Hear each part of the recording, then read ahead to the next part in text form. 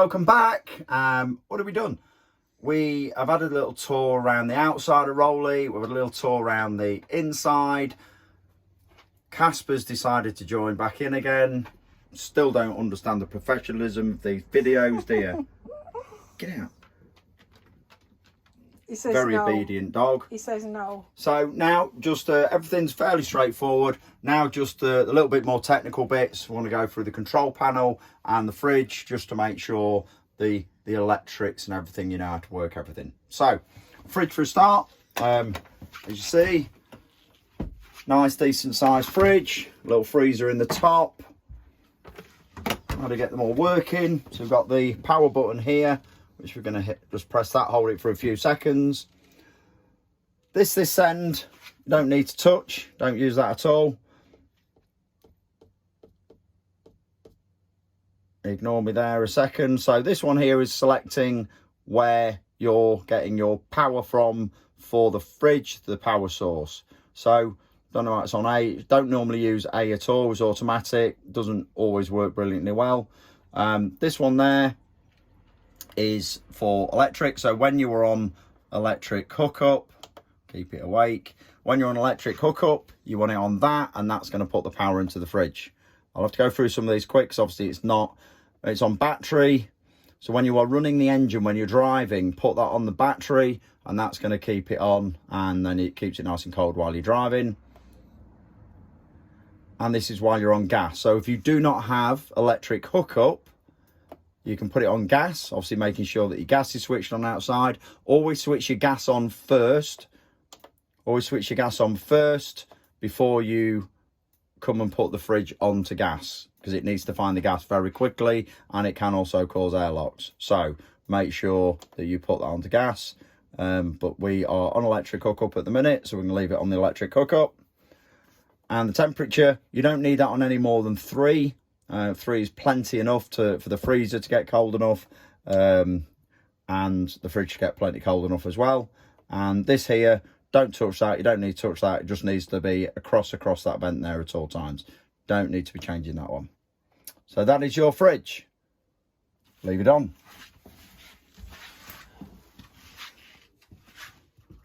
Let's turn it off for a starter. Okay, so this is your main control panel. So power button, hit that, switch it on. These come on because it shows that we're actually on electric hookup. And then going through each light. So we're going to put the lights, let's put the lights on for a start. So I'm going to hit that. That puts the lights back on. So now, got the light switches, and obviously we can control the lights. You do need the light switches on for the TV as well, by the way. So this bottom here, this is the temperature internally, 34 degrees. Yeah, it's a little bit of a hot day, can't deny. Turn that one off. That is for an external light. So if you're outside at night, you can put your external light on. Water pump.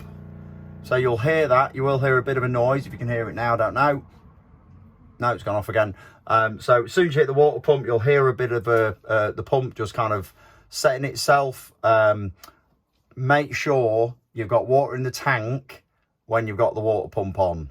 If you've got an empty tank, you can damage the water pump. So make sure you've always got water in the tank. How do we do that? Press this button here, and this shows how much water we've got in the tank. So blue S1 is your fresh water. So as I showed you where to fill that up outside, that is fresh water. And red R1 is the waste. So it's how much percentage is that full. So it's 0 at the minute, it's empty.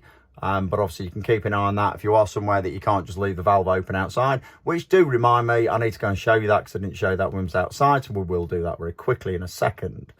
So that's your tanks, your battery. So that is your battery for your voltage that your battery's holding at the moment for the cabin.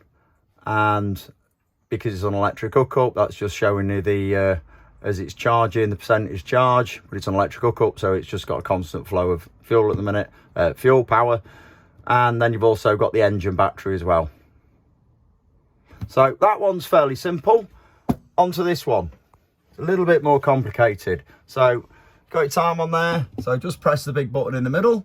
So this is moves things, and that will go back. So each one of these, so if you look at the bottom line, this is what it's going to control. So this first one here is the temperature inside the van. Whack it up again. So if I want to set the heating on, it's off at the minute, and then I can put, definitely don't need the heating on today, but just for purposes, and we can say, yeah, I want that at 22 degrees. And then if I pop over to this third one here, I'm going to tell it what to use. So at the minute, it's on, that could be on gas. Mix, don't use the mix 1 or 2, and then electric. So you either want gas if you've got no electric hookup. If you've got electric hookup, you want electric. Doesn't really matter, electric 1, electric 2, they'll both do the job. And then press back. Actually, should have left that. So I am going to turn that off before I leave the heating on. So just scroll it back to 0, go to off, and press that. And then it's flashing because I know that's the one I'm on at the minute. So I'm going to move it across now onto the hot water. Press the hot water. You have options of off, eco, hot, or boost. Don't use boost. Doesn't work any better than hot, and it doesn't heat up as well. So only just ever use eco or hot. We normally just get somewhere or put it on hot, leave it on for an hour or so, which is plenty enough to heat the water up. If you're about to jump in the shower or whatever, you might want to pop that on for a short amount of time as well. And then you can always pop on an eco. We tend to sort of put it on hot and then actually just switch it off until we know we need water heating up again, especially if you're on gas, because it can keep heating the water up, using the gas up when you might not actually need it. If you're on electric hookup, it's not so bad, you can leave it on eco. It is enough hot water for a shower, but I always do, if you've got actual showers on a site, you're always better going using them, and tend to be a bit more space as well. Last one there, the little fan. That is just if you've got the heating on, and if you've got the heating on, it'll just change the power of the fan. Otherwise, if your heating's not on, it can say vent. It doesn't really do much, so I wouldn't even waste your time.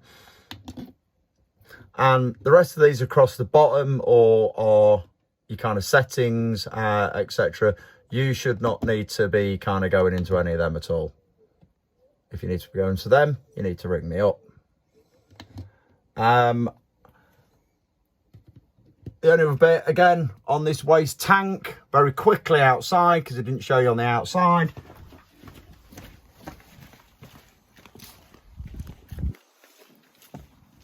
You're going to have to get down here with me. Right down here under the van, you've got this grey handle. Are you ready? Stop groaning. Got a grey handle. If you turn that up, which way? No, down. That is closing the valve, and then you put it up, and then that's open.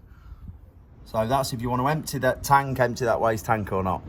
And that should have been on the outside vehicle tour, but we've added it on to the end of the technical tour. Kind of technical, kind of not. That's it. Job done, I think. Hopefully that's shown you about everything. Thank you.